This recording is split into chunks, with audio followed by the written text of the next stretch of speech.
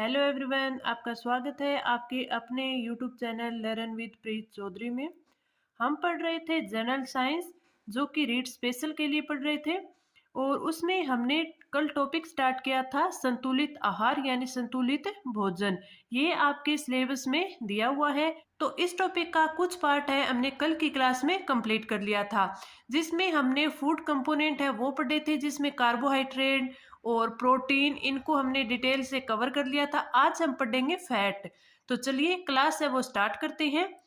Fat है वो हमें ऊर्जा देता है, कितनी देता है? 9.3 किलो कैलोरी। और जो फैट होता है ये सेकेंडरी फूड कंपोनेंट होता है। मैंने कल आपको बताया था कि फूड कंपोनेंट है वो दो प्रकार के होती हैं, एक तो होता है प्राइमरी और दूसरा होता है सेकेंडरी। प्राइमरी में कार्बोहाइड्रेट और प्रोटीन आता है और सेकेंडरी फूड कंपोनेंट में है वो वसा आती है। जो वसा है ये पाचन में मुश्किल होती है।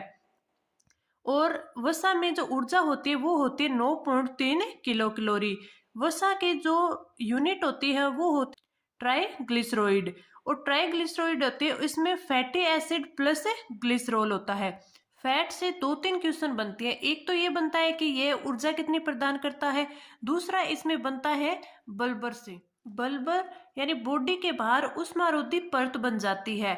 इसके कुछ एग्जाम्पल है, जैसे पहला कैमल हेम्प यानी ऊंट का कुब्बड़। ऊंट का कुब्बड़ होता है वो भूरे रंग की वसा होती है, उसमें साथ में इंसुलेटर होती है।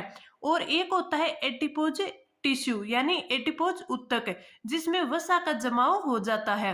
अब हम पढ़ते हैं कि फैट है वो दो प्रकार की होती है, एक तो सैचुरेटेड और एक अनसैचुरेटेड यानी संतृप्त और असंतृप्त वसा। संतृप्त वसा होती है वो एनिमल फैट भी कहलाती है यानी जंतु वसा। और जो असंतृप्त वसा होती है उसे वनस्पति वसा भी कहते हैं यानी प्लांट फैट्स। अब इनके एग्जाम्पल देखते हैं। जो कि सैचुरेटेड वसा होती है उसका एग्जाम्पल जैसे वनस्पति घी। और वनस्पति घी होती है तो जो ये सैचुरेटेड वसा होते हैं ये रूम टेम्परेचर पर जम जाते हैं। इसमें एक अपवाद होता है मछली का तेल। मछली का तेल है वो रूम टेम्परेचर पर नहीं जमता।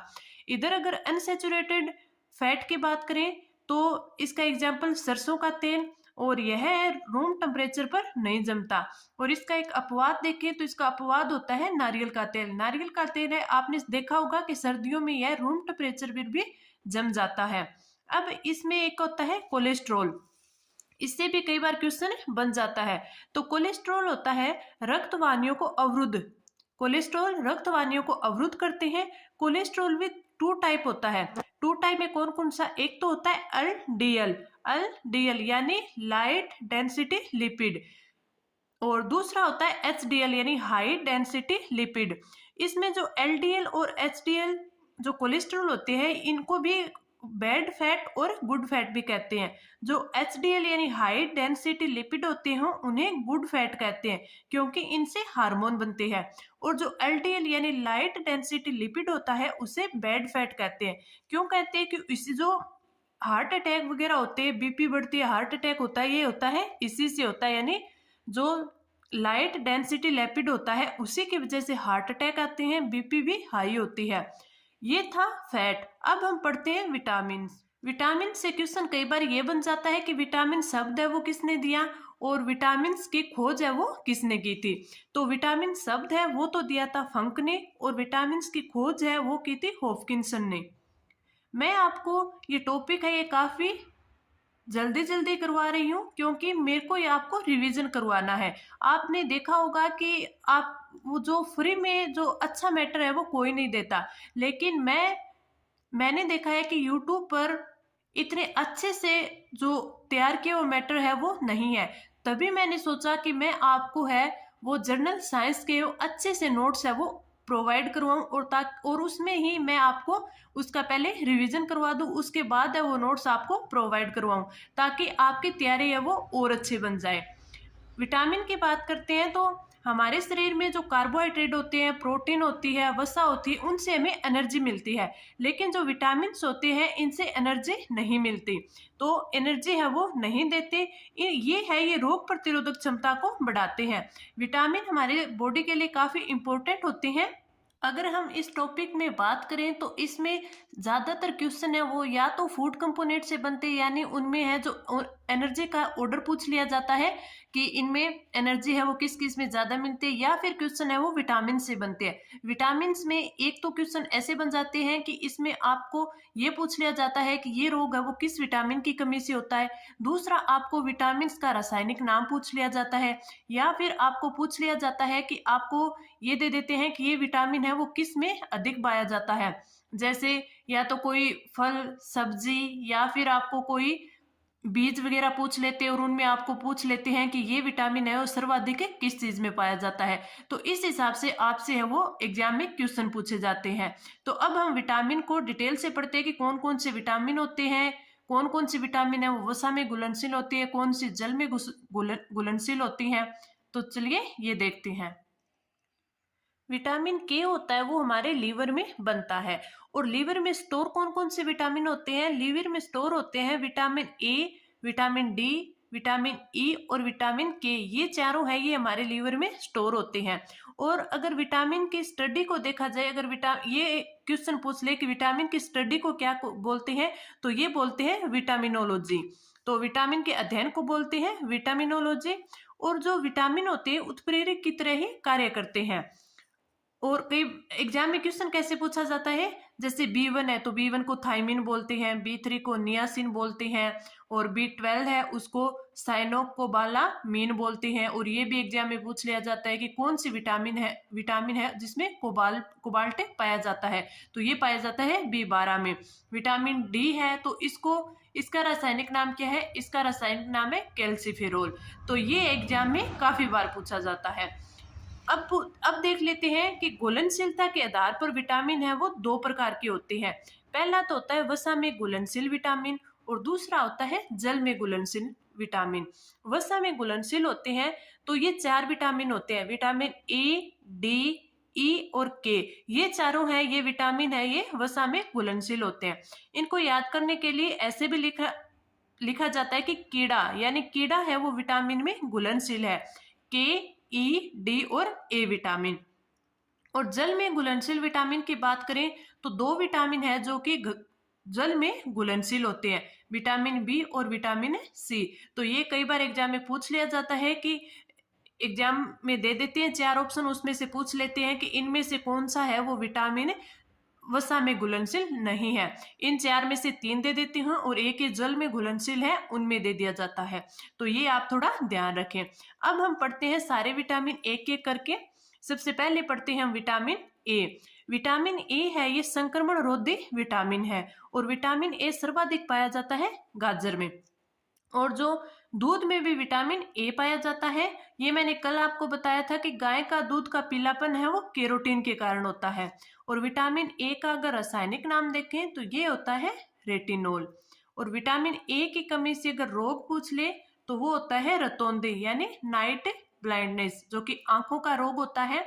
तो अगर ये पूछ ले कि रतौंधी है वो किस वजह से होता है, तो ये विटामिन ए की कमी से होता है। अब जो ये विटामिन होते हैं ए, बी, सी, डी, इन सबको याद करने की एक छोटी सी ट्रिक है जो मैंने इस प्रकार लिखी है। रथ एक टॉफी, यानी रे से बन गया रेटिनोल, यानी विटामिन ए का रासायनिक नाम। थ से बन गया थायमिन, विटामिन बी। एक में ए से बन गया एस्कॉर्बिकमल, विटामिन सी। कै से बन गया कैल्सीफेरोल, विटामिन डी। टो से बन गया टोकोफेरोल, विटामिन ई। और फी से बन गया फिलोक्विनोन, विटामिन के। तो आप इस ट्रिक को भी याद कर सकते हैं जिससे आपको सभी विटामिन के रासायनिक नाम है वो याद हो जाएंगे। रत एक टॉफी। अब अगला हम पढ़ते हैं विटामिन B1। विटामिन जो बी होता है वो एक कॉम्प्लेक्स में पाया जाता है, यानी विटामिन बी से B12 तक पाए जाते हैं, vitamin B1, B2, B3, B6 इस प्रकार। तो जो विटामिन B1 होता है उसका रासायनिक नाम होता है थायमीन। और विटामिन B1 है वो मटर सेम के बीज इनमें अधिक मात्रा में पाया जाता है। अगर विटामिन B1 की अगर कमी होगी तो बेरी रोग है वो हो जाता है। इसकी जो बेरी रोग होता है इसकी वजह से व्यक्ति को भूख है वो बहुत कम लगती है और साथ में कमजोरी आ जाती है। तो विटामिन B1 है उसकी ये रोग कई बार पूछ लेते हैं, विटामिन B1 की वजह से होता है बेरी रोग। अगला हम पढ़ते हैं विटामिन B2। विटामिन B2 है, इसका रासायनिक नाम होता है राइबोफ्लेविन। और ये विटामिन B2 है वो दूध, मांस और फल में अधिक मात्रा में पाया जाता है।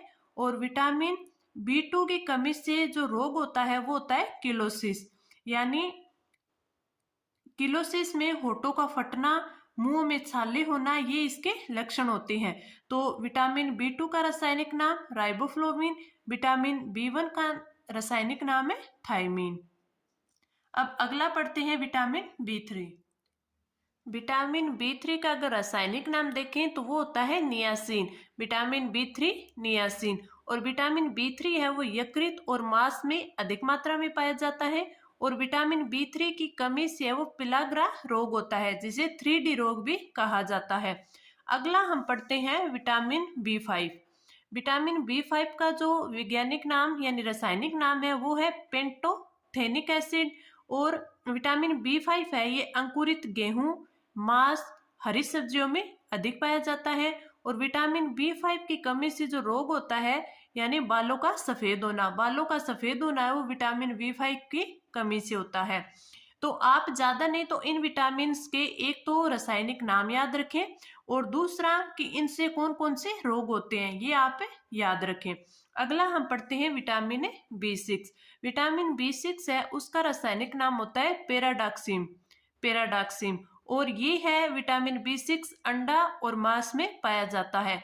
अगर ये देखें कि जो बी विटामिन है यानी जो संकुल युक्त है तो ये मांस में लगभग सारे B1, B3, B6, B5, B6 ये सारे विटामिन पाए जाते हैं।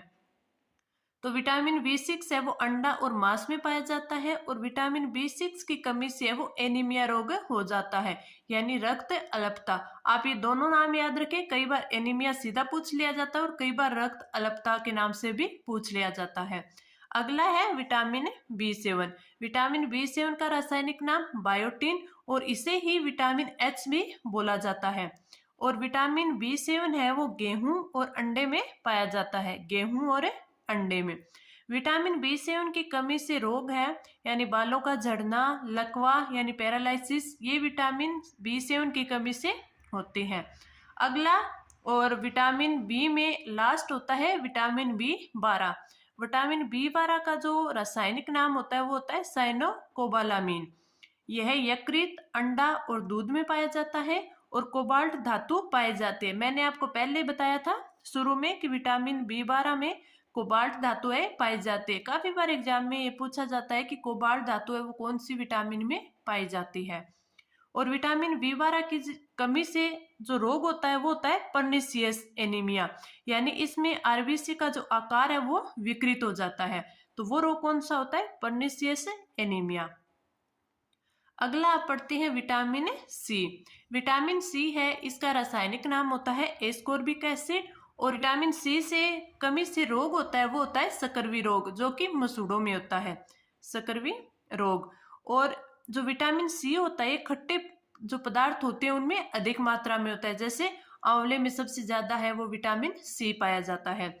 और जब हम सब्जियों को काटते हैं और फिर उनसे धोते हैं तो धुली हुई सब्जियों में विटामिन सी है वो नहीं पाया जाता, क्योंकि वो धोने से वो है नष्ट हो जाता है, यानी छिली हुई सब्जी को धोने से विटामिन सी की कमी हो जाती है। तो धुली हुई सब्जियों में ये भी एक बार पूछा हुआ है एग्जाम में कि धुली हुई सब्जियों में कौन सा विटामिन है वो नहीं पाया जाता, तो उसका राइट आंसर होगा कि विटामिन सी है वो धुली हुई सब्जियों में नहीं पाया जाता। आंवला है वो त्वचा रोगों के निदान में काम आता है। तो आंवला त्वचा रोगों के निदान में काम आता है। अब अगला पढ़ते हैं।